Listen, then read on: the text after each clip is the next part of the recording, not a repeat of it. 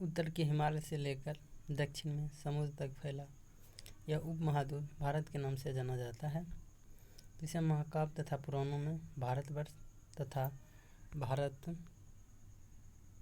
का देश तथा यहाँ के निवासी को भारतीय अर्थात भारत का संतान कहा गया है।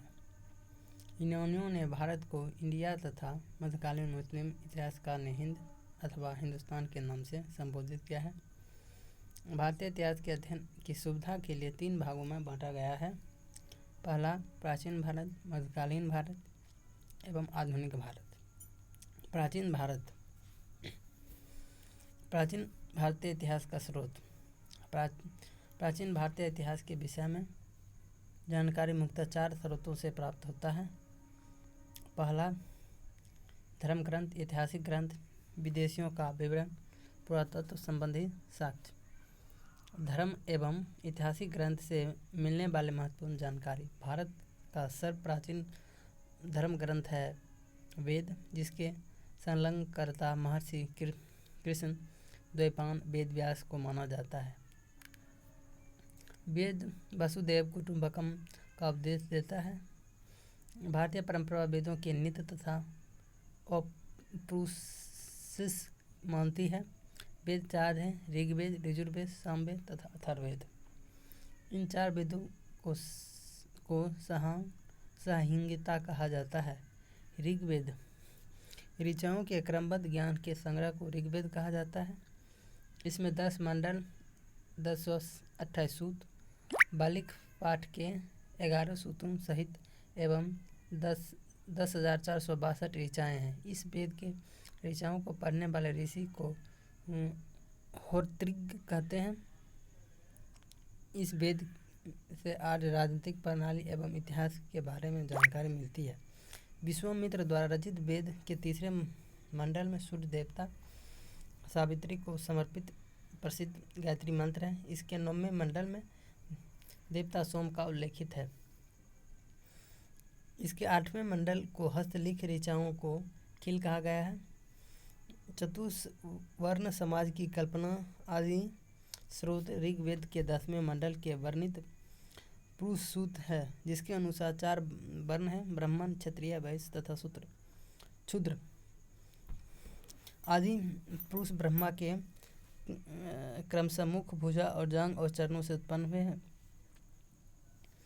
धर्म सूत्र 4 प्रमुख जाति के लिए स्थिति है: व्यवसाय, दायित्व, कर्तव्य तथा विशेषाधिकार में स्पष्ट विभेद करता है।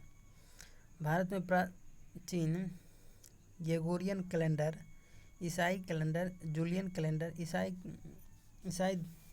धर्मगुरु ईसा मसीह के जन्म पर आधारित है। ईसा मसीह के जन्म से पहले के समय को ईसा पूर्व BC before the birth of Jesus Christ कहा जाता है। ईसा के पूर्व में वर्षों की गिनती उल्टी दिशा में होती थी। जैसे महात्मा बुद्ध का जन्म 563 ईसा पूर्व एवं मृत्यु 483 ईसा पूर्व में हुआ, यानी ईसा मसीह के जन्म के 563 वर्ष पूर्व महात्मा बुद्ध का जन्म 483 वर्ष पूर्व मृत्यु हुई। ईसा मसीह का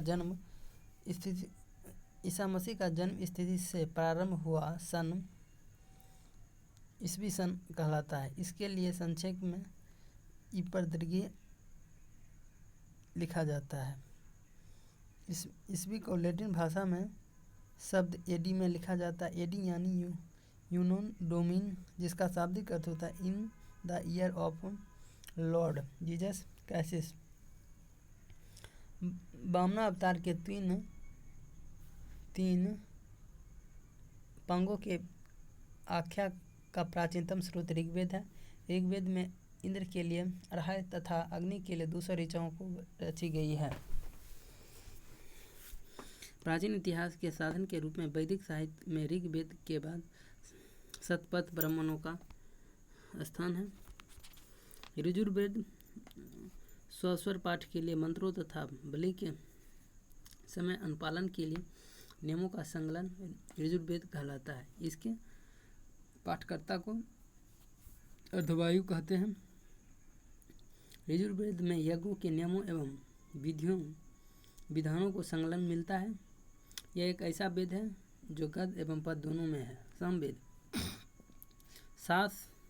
साम का शाब्दिक अर्थ है गान। इस वेद में मुख्यतः यज्ञों के अवसर पर गाए गए ऋचाओं का संकलन है। इसके पाठकर्ता उद्धृत कहते हैं। इसे भारतीय संगीत को जनक कहा जाता है। यजुर्वेद तथा सामवेद में किसी भी विशिष्ट ऐतिहासिक घटना का वर्णन नहीं मिलता है। अथर्ववेद अथवा ऋषि द्वारा रचित इस वेद में कुल 731 मंत्र तथा लगभग 6000 पद हैं। इसके कुछ मंत्र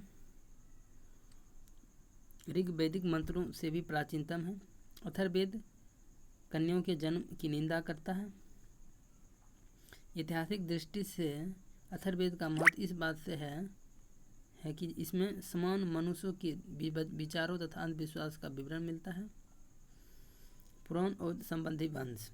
विष्णु पुराण, मौर्य वंश, मत्स्य पुराण, आंध्र सातवाहन, वायु पुराण, गुप्त वंश।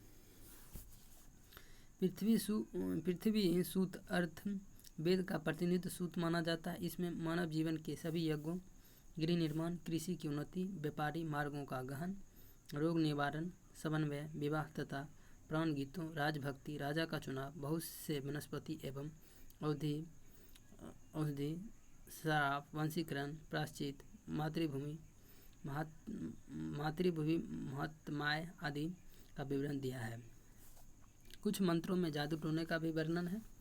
अथर्ववेद में परीक्षित को गरुओं का राजा कहा गया है तथा गरु देश की समृद्धि का अच्छा चित्रण मिलता है। इसमें सभा एवं समिति को प्रजापति की 2 पुत्री माना गया है। इसे प्राचीन वेद ऋग और सबसे बाद का वेद अथर्ववेद है। वेदों को भली भांति समझने के लिए 6 वेदांग की रचना की गई है। ये शिक्षा, ज्योतिष, कल्प, विवरण, निरुक्त तथा छंद है। भारतीय ऐतिहासिक कथाओं का सबसे अच्छा क्रमबद्ध विवरण पुराणों में मिलता है। उसके रचयिता लोमहर्षण अथवा उनके पुत्र उग्रवा माने जाते हैं। इनकी संख्या 18 है। इनमें केवल 5 मत्स्य, वायु, विष्णु, ब्रह्मन एवं भागवत में ही राजाओं का वंशावली पाई जाती है। पुराणों में मत्स्य पुराण सबसे प्राचीन एवं प्रामाणिक है। अधिकतर पुराण तरल संस्कृत श्लोक में लिखे गए हैं। स्त्रियों तथा शूद्र जिन्हें वेद पढ़ने की अनुमति नहीं होती है वे पुराण सुन सकते हैं और पुराणों का पाठ पुजारी मंदिर में किया करते थे।